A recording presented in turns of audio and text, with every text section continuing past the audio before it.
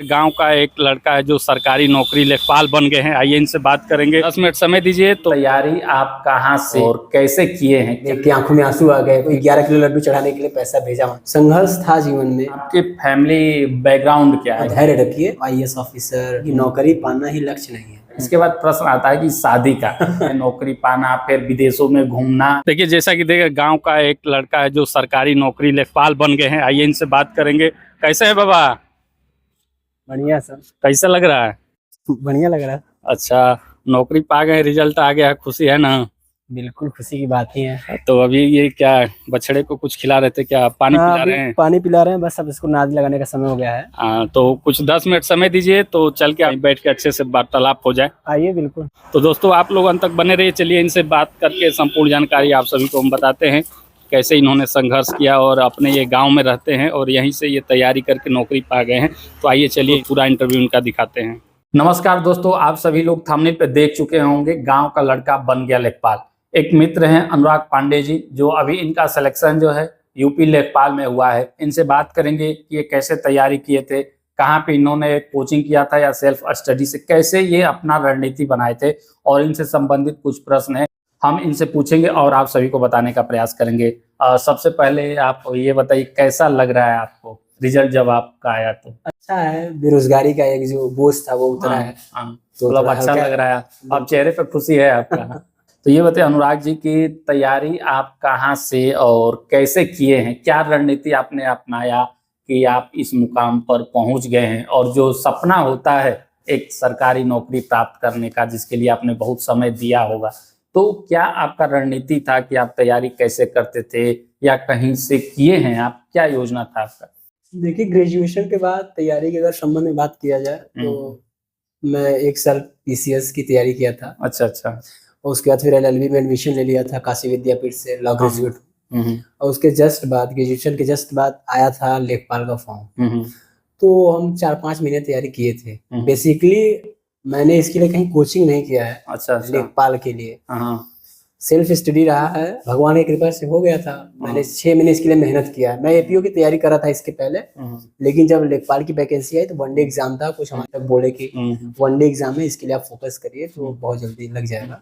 यानी कि आप किसी बड़े एग्जाम की तैयारी कर रहे थे, उसके साथ ही आपने इसमें अपना फार्म भरा और आप इसमें सिलेक्शन आपका हो गया। तो चलिए, काफी अच्छा है, कहीं तो आपका हो गया। मतलब इस नौकरी से भी आप खुश हैं, काफी अच्छा लग रहा है आपको? बिल्कुल, हाँ। तो ये आप बताइए कि आप गांव में ही अधिकतर पढ़ाई करते थे या कहीं शहर में रूम लेकर आप पढ़े हैं? नहीं, मैं बनारस में सिर गोवर्धनपुर है, वहाँ मैं रूम लेके रह रहा था। वहीं से लॉ ग्रेजुएट हूँ और फिर वहीं से तैयारी भी किया।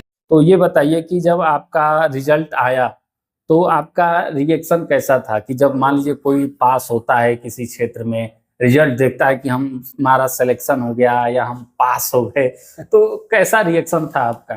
रिएक्शन देखिए, मतलब एक चीज जैसे सपना सच होने जैसा था। हम लोग बहुत दिनों से इंतजार कर रहे हैं सरकारी नौकरी का, सरकारी नौकरी का। और आप जितना लंबा इंतजार होता है, आपका खुशी उतना ज्यादा होता है।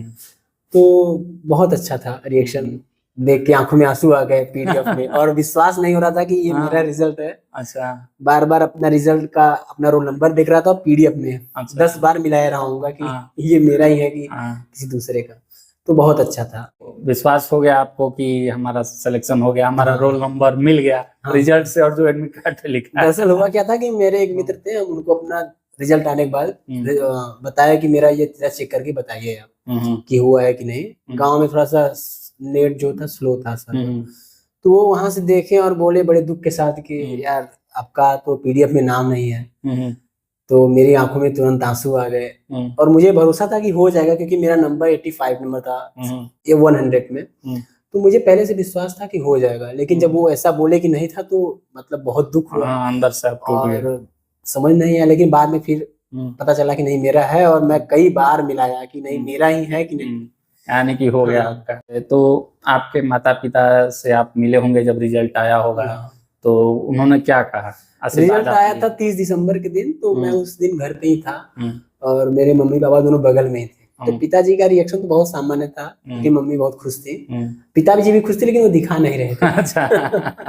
चलिए, वो अपनी जिम्मेदारी के साथ थे और जान रहे थे कि बेटा सफल होगा, तो मैं तुरंत पैर वैर छुआ। हाँ घर में सबका, बड़े पापा हाँ। मम्मी दादा मिठाई उठाई बटा कि नहीं, मिठाई खरीद हाँ, के मिठाई अगले दिन। अच्छा अगले दिन भैया मेरे एक हैं सूरत रहते हैं, हाँ उन्होंने हमको 11 किलो लड्डू चढ़ाने के लिए पैसा भेजा वहां से तुरंत। अच्छा अजय त्रिपाठी नाम है उनका। तो लड्डू चढ़ा और पूरा बटा गाँव में। हाँ। ये बताइए कि आपको विश्वास कितना था इसमें सफल होने के लिए? आपके मन में कैसा मतलब संकल्प, दृढ़ इच्छा शक्ति होता है कि हम किसी क्षेत्र में लगे हैं तो सफल होंगे, तो एक सफलता को लेकर आपके अंदर कितना विश्वास था कि आप सफल होंगे? देखिए, सफलता मिले न मिले वो दूसरी चीज है, अपने हाथ में बस है सिर्फ कर्म करना। हम्म, आप जिस चीज को पाना चाहते हैं शिद्दत से लगे रहिए, हम्म, धैर्य रखे रहिए, हम्म, मंजिल जरूर न जरूर एक दिन मिलेगा आपको। हम्म, तो मुझे भरोसा था कि लगे हुए हैं हम्म, और समय बीतता जा रहा था। हम्म, कहीं कहीं कभी कभी धैर्य छूट भी जाता था, हम्म, लेकिन हनुमान जी की कृपा से हम्म। मंजिल मिल गया। तो ये जो सफलता है, इसके पीछे संघर्ष कितना है? हर कोई जब सफल होता है तो एक संघर्ष से, एक रास्ते से होकर वो गुजरता है। तो जो आपका संघर्ष भरा ये सफलता है, कैसे, किन किन रास्तों पर होकर गुजरा है, कुछ बताइए। संघर्ष देखिए, जिंदगी में सफल होने के बाद बहुत सारी कहानियां होती हैं। हम्म, संघर्ष था जीवन में, हम्म, तमाम तरह की चीजें हैं। समाज में लोग तमाम तरह की बातें करते हैं हम्म, कि कब तक पढ़बा। गांव में जैसे लोग इस तरह रे कितना पढ़बा, बस करा महाराज, हाँ, बहुत हो ये गए। इस तरह से चीजें आती हैं। हाँ, लेकिन ये संघर्ष सिर्फ मेरा नहीं है, इसके साथ साथ मेरे परिवार में जो मेरे भैया हैं, हम्म, माता पिता हैं, हम्म, मेरे और चाहने वाले मित्र यार, सब लोगों का कहीं न कहीं सहयोग था। विशेष तौर पे मेरे बड़े भैया विवेक पांडे, हम्म, उनका बहुत ज्यादा सहयोग है, त्याग बहुत ज्यादा है हम्म, मेरे संघर्षों में। ये सफलता सिर्फ मेरी नहीं है, हम्म। मेरे परिवारजनों की सफलता है। इसके बाद जो अगला प्रश्न है, हर किसी के मन में आता है कि आपके फैमिली बैकग्राउंड क्या है, कि आपके पिताजी क्या करते हैं या परिवार के अन्य लोग क्या करते हैं, कुछ बताएंगे? फैमिली बैकग्राउंड बहुत ही सामान्य मिडिल क्लास फैमिली है हम लोगों का। अच्छा। कंबाइंड फैमिली था, अभी हम लोग सेपरेशन हो गया। तो मेरे पिताजी जो है हनुमान जी का पूजा पाठ पुजारी हैं, कृषि का कार्य भी करते हैं। और मेरे भैया जो है वो टीचर हैं। मेरे बड़े भैया जो है वो डीजीटी है, इकोनॉमिक्स। अच्छा अच्छा। तो इसी तरह से चल रहा है। मतलब रोजगार से सब लोग कुछ ना कुछ जुड़े हैं, कहीं न कहीं से हर आदमी जुड़ा हुआ है। लेकिन परिवार के जो पिताजी यहाँ पे कृषि कार्य से और पूजा पाठ से जुड़े हैं। काफी अच्छी बात है। चलिए, उनका मेहनत रंग लाया कि आप सफल हो गए।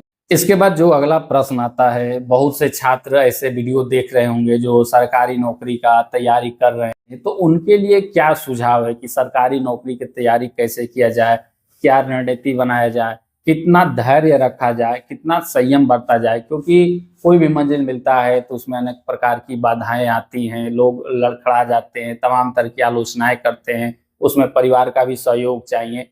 तो इन सब चीजों को मिलाकर अगर कोई तैयारी कर रहा है सरकारी नौकरी का या नौकरी का, तो उनके लिए क्या आप छात्रों को सुझाव देंगे? आपने कहा कि धैर्य, कितना धैर्य रखा जाए, तो कोई पैमाना नहीं है धैर्य का। धैर्य लेकिन चाहिए। आप अगर कोई गोल बनाए हैं, लक्ष्य आपका, तो लक्ष्य को पाने के लिए कितना समय लगेगा ये हम तय नहीं कर पाए। लेकिन हमको जब तक लक्ष्य नहीं मिल जा रहा है, सतत उसकी तरफ बढ़ना होगा और धैर्य रखिए और ईमानदारी से मेहनत करिए। तो कई बार बीच में आता है कि हम सफलता नहीं प्राप्त कर पाएंगे। हाँ, ऐसी स्थितियां आएंगी। और अगर आपके मन में नहीं भी आता है तो आपके आसपास के लोग ला भी देंगे कि कुछ दूसरा देखिए, कितना पढ़ेंगे, बहुत समय बीत चुका है। तो इन सारी चीजों को छोड़कर आपको एकाग्र होकर अपने लक्ष्य की तरफ बढ़ना है। पढ़ने में मगर मन लग रहा है तो पढ़े आदमी, बाहरी चीजों की परवाह न करे। लेकिन अगर पढ़ने में मन नहीं लग रहा है, सरकारी नौकरी का ख्वाब है या फिर कोई भी competitive exam, IAS officer, PCS जो भी बनना चाहते हैं, केवल चाहने से कुछ होता नहीं, करना पड़ता है। तो आने से पहले आपके घर के बाहर देखा, आप गाय थे, उनको पानी पिलाना, देखभाल करना, तो ये हिस्सा कब सम्मिलित हो गया? ये मैं बहुत पहले से, मतलब हम लोग क्या, जब बहुत पहले से, मैं बहुत छोटा था तब से मेरे यहाँ 8-10 गाय रहती थी। तो हम लोग शुरू से, मतलब है कि घर पे गाय है, दूध पीना, दूहना। 5 में था तब से मैं गाय का दूध निकाल रहा हूँ।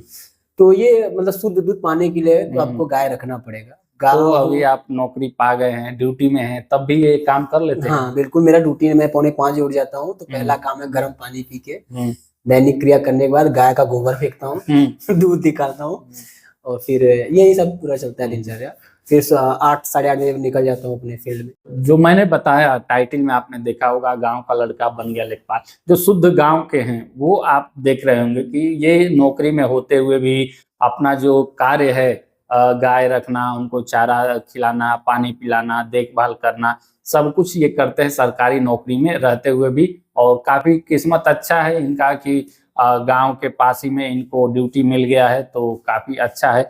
इसके बाद आगे की योजना आपकी क्या है? आप सेटल हो गए हैं, इसके बाद अभी शुरुआती है आपका, कुछ ही दिन हुआ ज्वाइन किए हुए, ड्यूटी की कर रहे हैं, तो अभी भविष्य में क्या योजना की आप क्या करेंगे? भविष्य की मेरी योजना ये है कि एक नौकरी हो गई है, जिंदगी में स्थायित्व आ गया है, इकोनॉमिकली आर्थिक रूप से थोड़ा सा आदमी अब बोझ के लिए दबा नहीं है, स्वतंत्र है कि ठीक है। मुझे मेरा लक्ष्य नहीं था। मैं ये बता देना चाहता हूँ कि नौकरी पाना ही लक्ष्य नहीं है। अब नौकरी मिल गया है तो समाज में अब मैं समाज के लिए, पर्यावरण के लिए, धर्म के लिए कुछ करना चाहता हूँ। तो मेरा है कि आगे मैं कोई संस्था ऐसा बनाऊंगा, क्रिएट करूंगा जिसमें लोगों को पर्यावरण के प्रति जागरूक किया जाएगा। और मैं आपके चैनल के माध्यम से अपने उन सभी जो लोग देख रहे हैं, मैं उनसे ये निवेदन करना चाहता हूँ कि वो पर्यावरण के प्रति सजग रहें, प्लास्टिक पॉल्यूशन को हटाएं। प्लास्टिक बहुत ही खतरनाक चीज है। मेरा रिक्वेस्ट है, आप प्लीज आप सभी लोग प्लास्टिक बैग को ना कहें और पर्यावरण के प्रति संवेदनशील बने। हम सब जानते हैं कि पर्यावरण बहुत जरूरी है, उसकी रक्षा करना, लेकिन हम उसके खिलाफ काम कर रहे हैं। ये काफी आपके नेक ख्यालात हैं कि आप सफल हो गए और आगे समाज के लिए, देश के लिए कुछ करना चाहते हैं आप, तो काफी अच्छी बात है। आपको ढेर सारी शुभकामनाएं। जब आप इस क्षेत्र में आगे बढ़िएगा तो हमें भी बुलाइएगा, हम भी आपके योजना में, आपके कार्य में सम्मिलित हो जाएंगे। आपका जितना हो सके हम सहयोग करेंगे। लाखों लोग हमारे साथ जुड़े हुए हैं, ऐसा परिवार है हमारा, उनसे भी आपको परिचय करा देंगे कि आप पर्यावरण के क्षेत्र में कुछ काम कर रहे हैं। इसके बाद जो सफलता पाने के बाद एक उम्र पर आ जाता है, माता पिता का भी ये दायित्व हो जाता है कि हमारा बच्चा बड़ा हो गया, पैर पे खड़ा हो गया। इसके बाद प्रश्न आता है कि शादी का। तो आपके नजर में कोई पहले से है या परिवार के तरफ से योजना है? क्या अभी प्लानिंग चल रहा है? बहुत सही सवाल, बहुत लेट में आपने पूछा। माता पिता का जो अपने का सपना, तो उनका सपना उनका ही सपना रहने दिया जाए, वो उसको हकीकत में पूरा करेंगे। अच्छा, मैंने कहीं कुछ देखा नहीं है, देखने से फायदा भी नहीं है। अच्छा, यानी कि जो पारिवारिक एक होता है उसी पे आप विश्वास, वो उनका सपना है तो वो खुद पूरा करेंगे। तो काफी कुछ डिफरेंट टाइप के आपके ख्यालात लग रहे हैं, सीधा एकदम सामाजिक तौर पे, और अच्छा खासा गांव से जुड़े भी हैं, सामाजिक दायित्वों को समझ भी रहे हैं, पर्यावरण को लेकर अभी आप सजग हैं। तो यानी कि कुछ जो शहरी क्षेत्र के लोग होते हैं, नौकरी पाना, फिर विदेशों में घूमना, बड़ी बड़ी गाड़ियां खरीदना, ऐसे सारे सपने आपके नहीं हैं। आपका जो सपना है वो समाज के प्रति है, परिवार के प्रति है। तो काफी अच्छे आपके विचार हैं। आपसे बात करके, मिलकर काफी अच्छा लगा। इस सफलता के लिए ढेर सारी शुभकामनाएं कि आप भविष्य में और आगे जाएं, आपके जो सपने हैं वो सच हों। और हमारे तरफ से, हमारे पूरे यूट्यूब चैनल के परिवार के तरफ से आपको ढेर सारी शुभकामनाएं। Thank you.